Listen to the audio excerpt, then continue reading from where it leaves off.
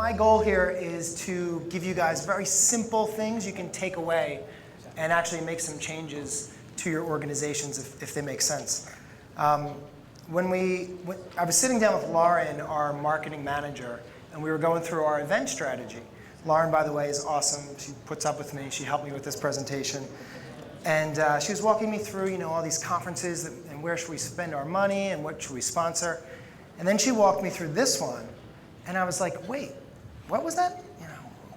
Evolving sales and marketing? I'm like, okay. I'm like, where is that? She's like, it's here in Philly. And I was like, I can walk there?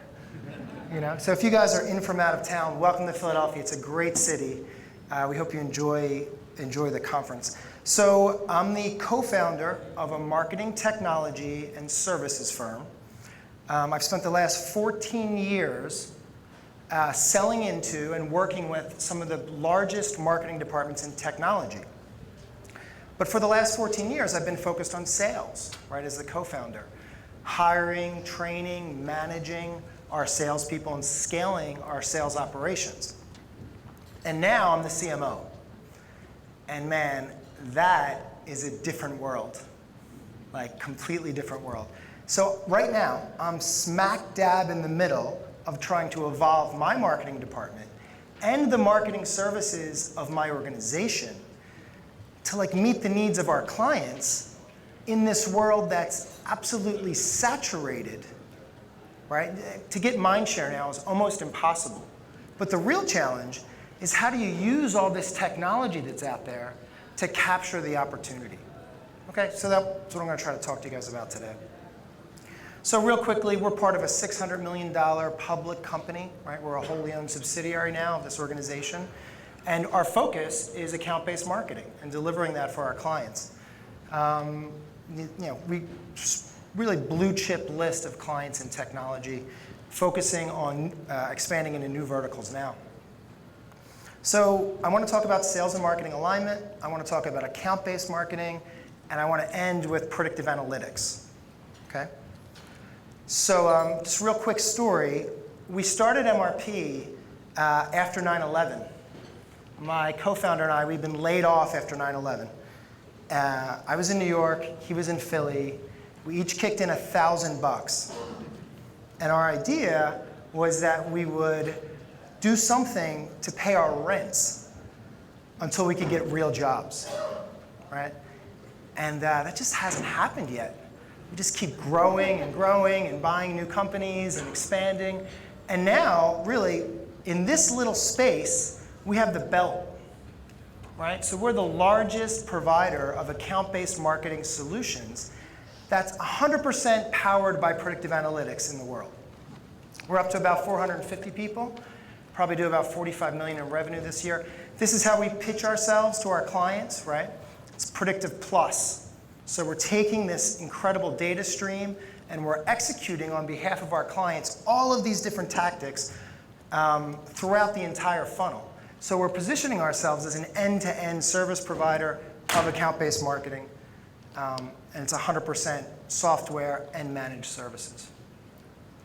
But that's not the reason I'm on stage, right? The reason I'm on stage today is that the valuations for marketing technology companies have absolutely gone through the roof, right? And I don't know, fortunately or unfortunately, our board of directors has sort of gotten wind of that, right? So these days of MRP being able to sort of chug along as a wholly owned subsidiary, right, that's over, right? So now we've got to ramp up the growth to meet this opportunity of these MarTech valuations. So how do you do that, right? And a big answer to that is marketing. So when I was approached about becoming the CMO, I was like, oh, yeah, that's great. I had this, now I know it was very naive, right? But I had this classic idea of of course, salespeople should be running marketing, right? Because what do you think? All right, and this is what I thought. I'm like, yeah, all I really need to do is get in there. And I thought about this about my own marketing department internally. Just get in there, whip those guys into shape, get them focused on the right things, and we can move the needle, no problem, So basically, I start the job. I go out to San Francisco for this conference. right? I get a coffee, everybody there, like nobody has a suit. I'm the only guy with a suit on the whole place. Everybody's got like cool glasses on. It's like super West Coast, right? And this is the first slide I see. I'm sitting down with my coffee. It's 9 o'clock in the morning. I'm a brand new CMO. And I'm like, you know that feeling you get when you know you're wrong? You know what I mean? That deep, deep feeling like, uh-oh, right? So this is the new reality of a marketing department.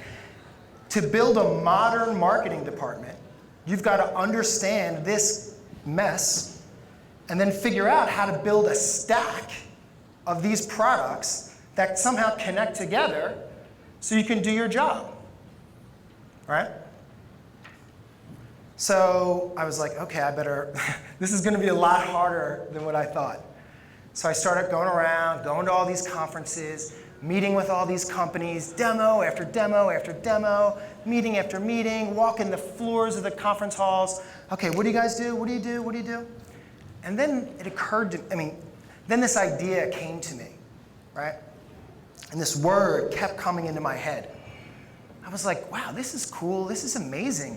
This software is beautiful. I mean, again, the valuations are driving. There's tons of money being pumped into this space, right? So these guys are developing slick tools. But as I was walking around these conference halls, this word kept popping into my head. It's widget, another widget, another widget, another widget. And the truth is, all of these widgets are at the top of the funnel, right? They do great things, but it's all top of the funnel. So how does this drive more sales, right? How does this drive sales and marketing alignment? And what I noticed was, you know what? Actually, this explosion of capital into this space and this explosion of all these different platforms, it's actually driven a further wedge between sales and marketing, right? Because now all your marketing resources, they're driving cars at the top of the funnel, right? They're working in tools, right? And driving metrics that are further away from the bottom line, right? The middle of the funnel is still a wasteland, right? So that's when I was like, okay, job one for me, start here, fix this. And fortunately, it was something we knew how to do because we've been doing it for the last 14 years. Now, I feel sort of embarrassed after Nick's talk to be putting BANT on the screen here, right? This is probably the least sexy thing you're going to see all day. But I promise you, if you go to a marketing conference and you go meet with different CMOs and different VPs of marketing, I will bet you that 70% of them don't even know what BANT is, right? That's been my experience. Right? I'm at Dreamforce, I'm at Open World, I'm all over the place. And they're like, oh, I run marketing, I run marketing, I run marketing. We start talking, I bring up BANT. They're like, what's BANT? Right? Now that's insane. Right? So for salespeople, it's like, okay, yeah, of course. This is how you qualify anything. Budget, authority, need, timing. Like this is not complex. But this is like step one of what you need to do. And if your marketing department's not doing that, then you got to address that. Because when you have BANT, when you have sales and you have marketing agreeing to the criteria, the qualification criteria of an opportunity, right? Then you have a handshake. Then you have alignment. Right? So this is the first thing I did when I took over this role at MRP. I focused on that. And I was like, we are going to cement this. This is going to be our foundation. Because when you have BANT in place, now all of a sudden, you got money flying out the door every single day on all of these different tactics. Right? Now all of a sudden with BANT, you can measure the effectiveness of these tactics much deeper into the pipeline. Right? You can figure out where you should be spending your money. It's a super simple idea. Right? But it's true. Like marketers have gotten away from it.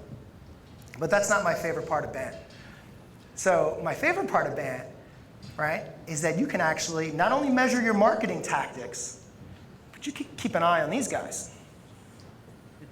Which salespeople can catch a qualified opportunity, right? Apples to apples. With BANT, it's apples to apples.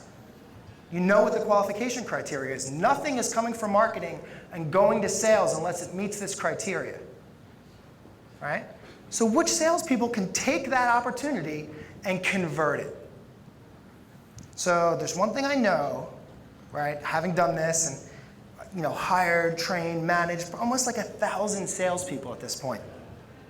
It's that, I don't know, 25% of your sales team needs to be released back into the wild, right? So being able to measure them is key, right? And BANT is part of that handshake, right? So here's my recommendation. Tactical recommendation, not so sexy, but very good. Give marketing inside sales resources or account executives and give them responsibility for BANT qualification, right? Make marketing responsible for BANT, right? And you will drive more alignment in your organization. Okay, next one, ABM. So account-based marketing. How many people have heard of account-based marketing? Okay, you guys are lucky because it's boring. So account-based marketing is this thing, right, that you read. I've been reading about, now in my world, all my competitors, I'm following them and I'm getting tweets from them and it's blah, blah, blah. And everybody's account-based marketing, account-based marketing, account-based marketing. So my first reaction was man, this is BS. You know what I mean? What is this? This doesn't even make sense. But now in hindsight, it does now it makes sense to me, right? Think about Marketo, think about Eloqua, think about Salesforce. Think about the tools that have been winning market share over the last decade, right? They're contact-based platforms, right? So marketers for the last decade have been working on contacts. When was the last time you did a sales forecast based on contacts? Right? It's actually those tools have driven misalignment.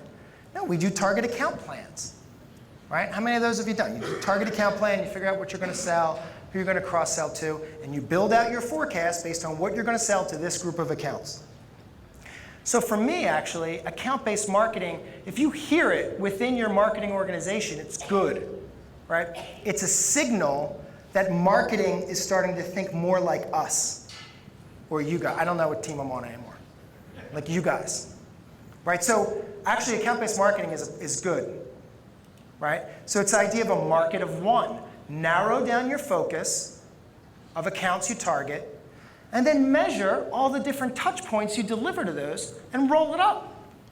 You can figure out one account score, right? It's not such a novel concept. My competitors are out there walking around like it's like they just discovered this incredible thing, right? For me, I'm right? Sales has been doing this for a long time. Okay, market of one. That's good, right? That makes sense. Narrow it down. Think about a smaller group. Measure all your touch points. Okay, that's all fine, right? Now you got to talk to these guys in this world, right? So this is my favorite slide of the whole presentation, only because it says the trough of disillusionment. Man, that's bad. That's like last week bad. Oh, come on, that was a joke, laugh. It's lighten up, lighten up. It's my big joke, come on. Anyway, this is, you see it with content, right? Come on, you go in, every day you sit down, your inbox is flooded with stuff you don't want, right? It's we've reached absolute saturation. But the truth is, there is some content, the data's out there is some content that works. Highly personalized stuff works. Man, I will gorge on 90-second videos about just about anything, right? That's how we like to learn now. And of course, infographics, right? This kind of stuff, you can look at it in 5 seconds, get the idea, boom. Okay, feeling good. So as marketers now, we got to take this idea of account-based marketing, we've got to look at content that works, and we thought the cross-section internally was this thing called social proof, right? So what's social proof? It started off in B2C. Right? So you go to Amazon, before you buy something new, you spend 4 minutes reading 3 reviews before you hit buy. Right? So it's this concept that, and now in B2B, there's this whole playbook of how organizations need to social proof themselves. So when the customer goes to look for you online, they can find you, and you've got all this stuff from their peers, about your organization. right? So our team was like, okay, this is where these two things collide. We're going to run with this, right? We can create good content in the framework of account-based marketing with this idea of social proof. But as we were doing that, we had this idea, and it just kept coming back to us. What if we focused social proof for our salespeople, right? What if we inverted this idea of social proof just a little bit? Think about it. So this is Kristen, right? She's one of our best salespeople. She's an incredible person, super hard worker.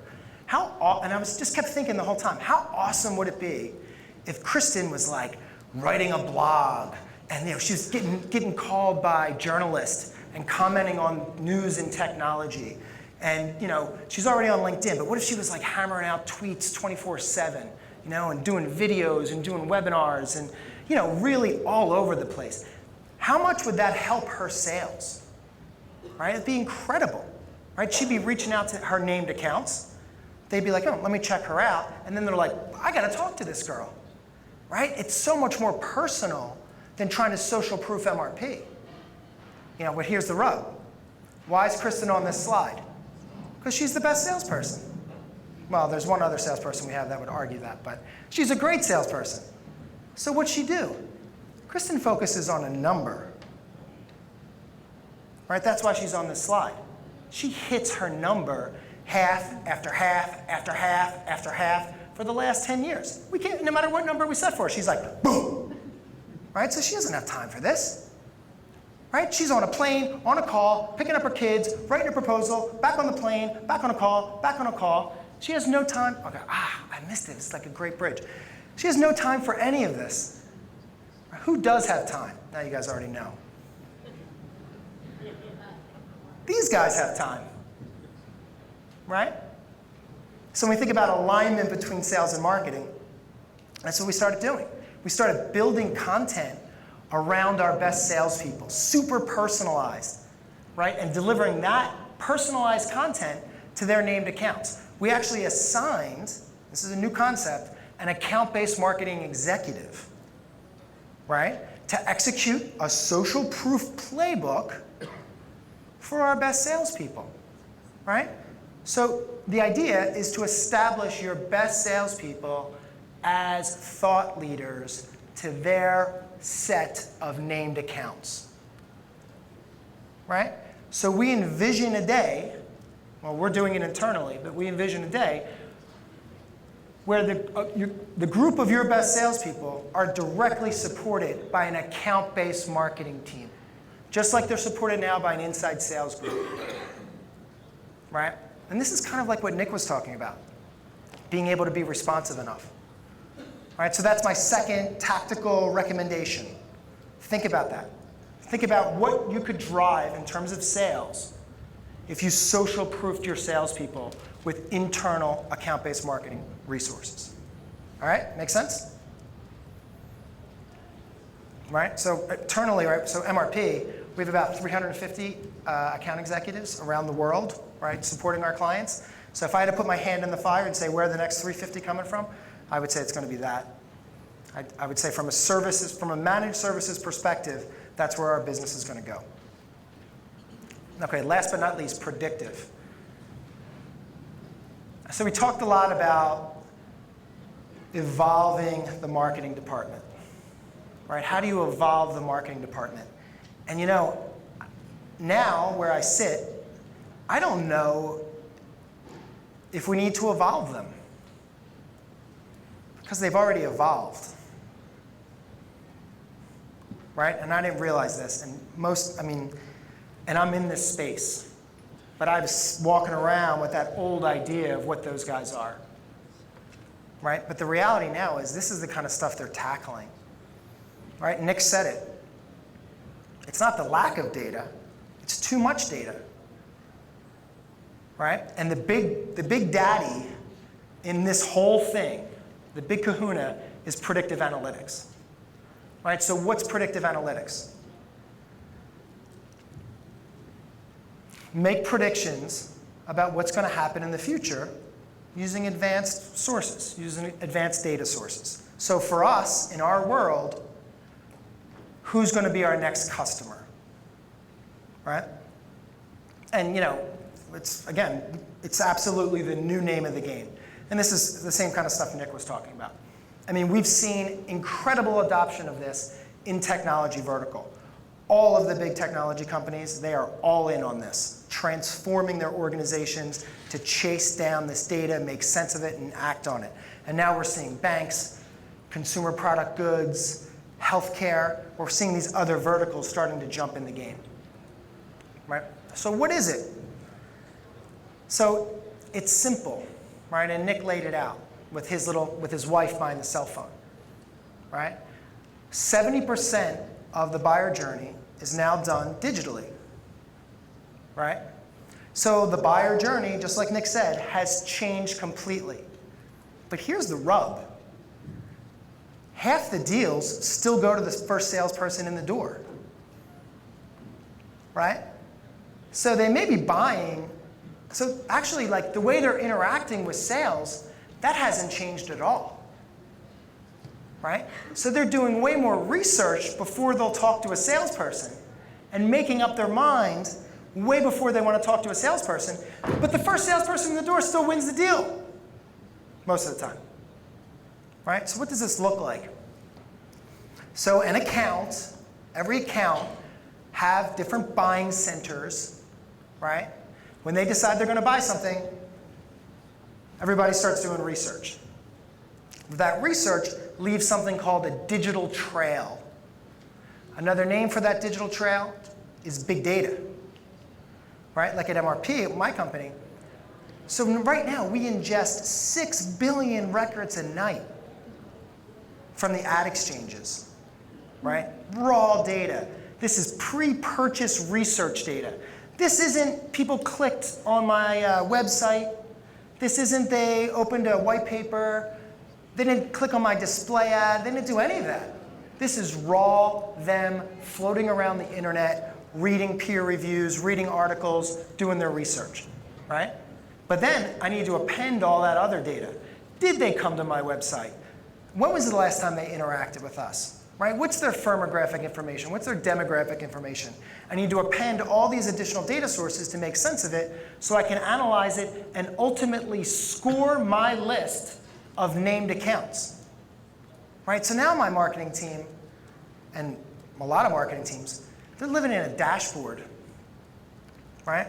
So they've got their named accounts, the companies they want to sell to, loaded into this machine, right? And every single day, the accounts that are doing the most research, right, are being ranked every single day. This is who is buying, right? It's unbelievable. So what's this look like? Okay, here's Arizona State. This is from one of our clients. This is around the topic of storage. We had a client that wanted to sell, sands. This is Arizona State's pre-purchase research pattern. And then our client told us when they bought, right? And we were like, oh my God, that's interesting. That second data point, right? What if we looked at a bunch of these, right? Do you think we could figure out a pattern? Right? And of course, you can see when their research jumps, right? And then as marketers, what do you want to do? Well, you want to set a threshold, right? As soon as that research jumps over a certain line, alert sales and marketing. Right now, of course, this is the kind of alert salespeople don't want because this is early. You try to scale this up and give a bunch of these to your salespeople every single day, what are they going to say? This predictive stuff is garbage. That was like my Jim Gaffigan thing. I don't like this. But for marketers, man, it's awesome. The machine can dig into that spike, right? Now this is storage, right? So what's that topic made up of? 2,000 keywords around storage, right? The machine is able to isolate what storage keywords they were consuming the most of, and now we can automate our content and our tactics out to them based on what they're researching to give us a competitive advantage, to break through that noise all over the place. Right? So what are we trying to do? Well, we're trying to analyze pre-purchase research, and Nick mentioned this as well. And we're trying to predict the buyer journey, right? So we can programatize our response. And it's not just a marketing response, right? It's a sales and marketing response. So here's my, I'm going to close with this. So I don't believe in evolving marketing, right? I don't think that that's where it's at. I think you're going to have to collapse the sales and marketing departments together and come up with something new. It's the only way to create a capability that is responsive enough to capture the incredible information that all of a sudden is at our fingertips. Right? So for us at MRP, that's the holy grail. So thanks so much for your time. It was a pleasure to speak to you guys today.